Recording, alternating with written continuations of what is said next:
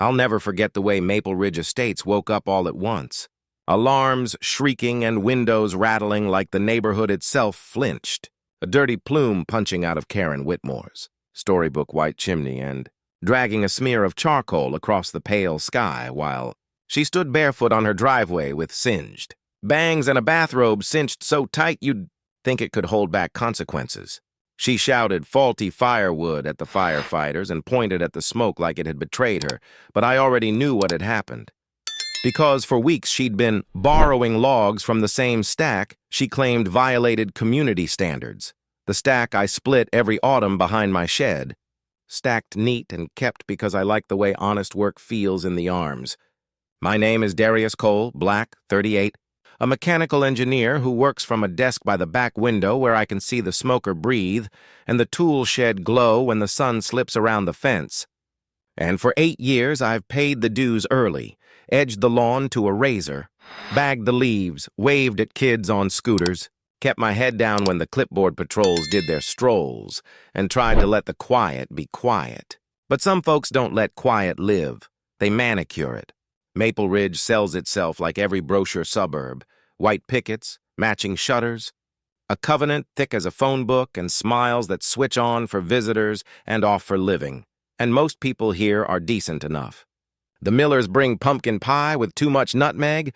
Mr. Jenkins waters his roses at sunrise and waves like the motion keeps the world from rusting. Mrs. Lee keeps spare trash bags for the forgetful. And life can be simple if you don't mind 100 rules for breathing. Then Karen moved in 2 doors down with pastel blouses that looked ironed into shape and a voice calibrated to the pitch of supervision. And within a month, she'd somehow become HOA president without anyone remembering the vote. A miracle performed with a clipboard, a mailing list, and the faith that if you sound certain, weak knees will agree. She loved 3 things: power, attention, and declaring she was protecting property values from decline, and she patrolled like we paid her in citations, snapping photos of mailboxes like paparazzi, measuring grass with a ruler that could cut, and posting violations on doors with the zeal of a parking cop who thinks mercy is a typo. The first time she came to mine, she smiled like poster children do and handed me a letter about aesthetic harmony and visible storage, because, as she put it, my woodpile was disrupting neighborhood symmetry. I told her it sat behind my shed and only a drone could see it. She tilted her head and said, "From certain angles," as if angles were people gave me 10 days, then pivoted on a heel so sharp I could hear the air slice. I didn't move the wood.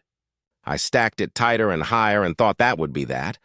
And for a minute it was, until the pile started losing weight. Not at random, but on a rhythm. Every other night, a neat subtraction. 20 pieces the first week, a dozen the second, and always the ends I'd split clean. I track my wood, I always have, because I split enough to feel the winter coming, and I know a stack the way you know your haircut by memory and finger count. I asked around without pointing. People shrugged, joked about teens or winter mischief, but no teen hauls seasoned oak in the dark when a video game is warm. What I felt wasn't about money. It was about being made into a supply closet by someone who also made me into a policy. And after the 3rd take, I carved small notches into a run of logs, a craftsman's fingerprint only I'd catch, and mounted a motion light above the shed where the gate throws a rectangle on the grass. The first night, the light found a raccoon. The second, it found a cat. The third, at 12:14 a.m. The alert nudged my phone, and I leaned across my desk to open the app, and there she was. Beige coat, scarf, those thin, mean heels that leave cruel little ellipses in the lawn. A flashlight in one hand and my wood in the other, moving calm as a librarian, stacking the marked pieces by her trunk, whispering he won't miss it. It's for the community anyway, to herself like a prayer and a punchline, then closing the hatch, brushing her palms together in a gesture I know from every meeting she ever ran, job done, before driving 2 houses over, cutting the engine and dragging the night behind her door. I replayed it with the satisfaction engineers feel when the math balances, frame by frame, her face clean in the lens once when she glanced up without meaning to, plate clear, gate unmistakable. A reasonable man might have gone to the board or the cops and been rewarded with a chess match of denials, technicalities, and counter violations about surveillance visible from the street. And I've lived long enough to know when the deck is stacked by people who wrote the deck. So I let her arrogance carry itself toward a conclusion. That afternoon, I sat in a front-row chair at the clubhouse. Usually I avoid those beige rooms where grown adults argue about shutters like they're policy analysts. But the show was worth attendance.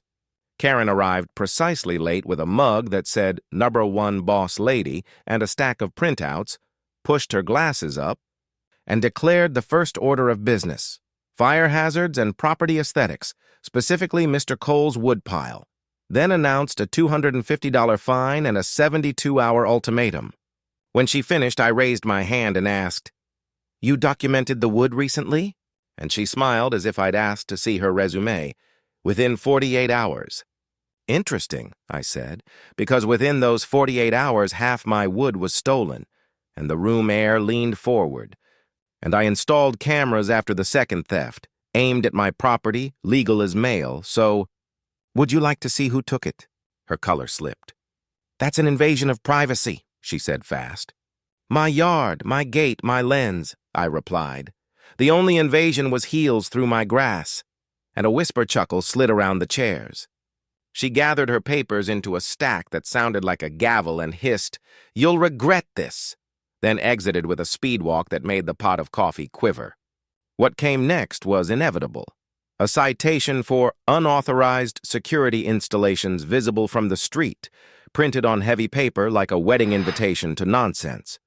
I laughed so sharp I scared my cat, and decided that if she insisted on stealing my kindling, her fireplace could teach the lesson mine could not. Let me be careful here. Because I'm not handing out recipes for harm, my father taught me never to play with danger and never to explain it to people who might, but I can say I prepared a handful of harmless decoy logs designed to produce a loud pop and a lot of smoke if they were burned. Theatrical, not injurious, the kind of noisy embarrassment that says, "This wasn't yours," in a language even people who don't listen can hear. I slid them invisibly into the middle of the stack and waited. 5 nights later, exactly at the hour vanity mistakes for invisibility, a thin white beam stitched across my yard, and a beige silhouette glided to the wood. The camera saw the gloves, the coat, the car, the habit. In the batch she loaded were 3 of my decoys. I sat back in the dark, put my feet up, and let cause stroll toward effect. At 8:45 p.m., the cul-de-sac coughed a dull boom that wrote the word "oops" in capital letters across a quiet evening, then coughed again louder, and then Karen's chimney belched out a storm cloud while strings of holiday lights flickered once like the neighborhood gasped. I walked out slow, a mug of tea in my hand like the scene deserved a spectator with manners. Firefighters hustled past her wreath, now singed into modern art, and Karen stood muzzle black with soot and screamed that something exploded in the wood. The firefighter with a sun-creased face said evenly, "Ma'am, looks like something in the wood combusted fast. Could be you got bad wood." And she said, "I didn't buy," and cut herself off. And I raised an eyebrow she could feel from 20 feet. "Sourced locally?" I asked, polite as butter. The Millers whispered, Mr. Jenkins smirked, and even the firefighter blinked slow like a man suppressing a grin. "I should call the HOA," she snapped. And I nodded toward Mrs. Beasley, the treasurer, who had arrived with the look of a person who just realized there are not enough spreadsheets in the world to make this look fine. "Karen," Beasley whispered, "people are talking. Did you really?" And Karen barked, "I would never steal." And I said softly, "That's interesting because my cameras disagree." The next morning, the fire inspector's truck met 2 board members in her drive. I strolled up with coffee and listened to him explain that he'd found residue consistent with consumer pyrotechnic material. Not dangerous levels, but dramatic. And she spun on me and said, "He did this to kill me." And I held my mug steady and replied, "That's a bold claim, especially since you just admitted the wood came from me." And she sputtered and declared, "Privacy," and I tapped my phone, and held out a freeze frame of her in full moonlight, hauling my logs with a smug that should be taxed. Officer Ramirez arrived, watched the clip, and asked deadpan, "Ma'am, is this you?" And she tried the wobble words and the sunglasses shield, but the plate, the coat, the driveway. The timestamp did the talking, and Ramirez said, "Consider this a documented warning for trespass and theft. Any further incident becomes charges," and she looked at me as if I'd violated gravity. "You set me up," she said. "No," I said, "I set up cameras." "You set yourself up." And someone down the sidewalk snorted and then pretended to cough. By noon, a special hearing notice appeared on my door, Karen's last attempt to flip script into weapon. I packed the inspection note. The screenshot of her whispered, "He won't miss it," the neighborhood chat where people swore smoke shot from her chimney like a cartoon, and the legal line for cameras on private property. And when I walked into the clubhouse that night, the room was a hive. Neighbors who never show for anything suddenly front row, phones warm in their hands, curiosity and irritation sitting side by side. Karen opened with reckless, endangerment, malicious intent, and a monologue about how my cameras were predatory, then crossed her arms like she'd just won a case none of us had heard. I thanked her for the drama and put the inspector's line on the screen. Combustion inside the fireplace while burning wood originating from Mr. Cole's property, then tapped my phone and let the frame flick to Karen in my yard. Gasps popped like corn. "Fake," she said, pointing. "Officer Ramirez reviewed it," I replied. "Did he misunderstand your chimney too?" "Because half the block saw the smoke. 2 firefighters saw the wreath char, and the video's clear enough for a driver's ed class." Mrs. Beasley cleared her throat and said in a small but brave voice, "Karen, the board has seen the footage. We can't ignore it." And Karen pivoted on Beasley like a storm, saying, "After everything I've done," and Beasley said, "You fined me for wind chimes," and the room laughed like a valve opening. Karen declared that without standards we slide, that certain images near the entrance make buyers nervous, and she let the quiet part sit in the middle of the carpet until everyone could see it. And then Wilson, the vice president and a retired attorney who reads bylaws like psalms, stood and said, "Under Section 4, an emergency vote is warranted if a president acts against community interest. Shall we?" And the hands began to rise, first shy, then sure, Beasley high, the new members slower but up, then the whole audience like a wheat field in wind. And Wilson said, "Motion carries." And Karen trembled and muttered, "Lawyers," and clutched her purse and did the fast walk out. But this time no one followed. The applause that filled the room wasn't cruel. It was relief, the way a body unclenches after months of bracing. By the end of the week, enforcement paused. Illegitimate fines headed for refund. An audit chugged to life. And a new rule went on the bulletin board. No 911 calls for non-criminal HOA concerns. No late-night inspectors measuring anything that isn't theirs. And de-escalation training for anyone who holds a title. The change felt like someone cracked a window in a long-closed room.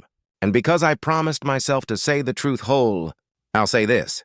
The way she policed me always had a slant. Soft words like image, order, and safe perception that mysteriously pressed hardest on my door. It's a polite vocabulary with sharp teeth, and people pretend it's just standards until the video plays and the room hears what it has been hearing. 2 weeks later, the audit returned with numbers that refused to sit still, fees invented at the moment of issuing, consultations posted as community improvements that were really personal legal hours, and a pattern of enforcement you could map with surnames and skin. Wilson read the summary into the minutes, and checks began to appear in mailboxes with the word restitution bold enough to teach. The annual barbecue Karen once banned for smoke visibility returned so bright it looked like a movie, and somehow I ended up grill master. Folks teasing me about indoor fireworks and me promising marshmallows only. Kids biked in loops nobody timed with a ruler. Mr. Jenkins sat with his hat tipped back and called the whole thing one heck of a 2-night show, and the air stopped feeling supervised and started feeling lived in. Karen tried a one-woman PR blitz. Flyers, Facebook posts under Karen for Community Safety, handwritten lists of my imagined crimes. But apathy met her at the curb. Her porch sprouted a for sale sign that squeaked in the wind like a door learning to shut, and on moving day half the neighborhood found reasons to check mail. She shouted about vultures, pulled away with a hiss of tires, and the street applauded, not loud, not gloating, just done. A retired couple bought the place and planted bright flowers that didn't match any palette but matched their joy. The board adopted a partnership with the county extension to support heritage trees and sustainable yards. And I led a Saturday workshop on safe fire pit practices and proper wood storage that somehow ended in cobbler. Weeks later, at dusk, I sat by my own fire pit with a real log crackling and the smell of oak in the air and thought about my wife, and the promise I made myself when she died that I would keep living where life can see me. My phone buzzed with a photo from a new neighbor 3 streets over, 2 kids smiling by a small stack of kindling and a caption, "First fire night in a neighborhood that finally feels like one." I put the phone face down and listened to Maple Ridge breathe. The wind moved through the privets like a soft brush. A train far off laid a low note under the night. Someone's wind chimes argued with the rules and won. The stars mocked our need for paperwork. And I raised my glass toward the dark and said, not loudly, "To poetic justice," which is just another way to say that sometimes the only language a lie comprehends is a camera and a consequence. That respect is the cheapest thing and the hardest habit. That peace isn't silence. It's a fence you don't kick and a neighbor you don't police. And that if you don't steal a man's wood, literal or metaphorical, nothing will smoke up your chimney but the warmth you earned. What would you have done in my place? Drop your thoughts in the comments. And if you enjoyed the ride, don't forget to subscribe for more wild, true-to-life HOA dramas. Because in this neighborhood, karma always collects.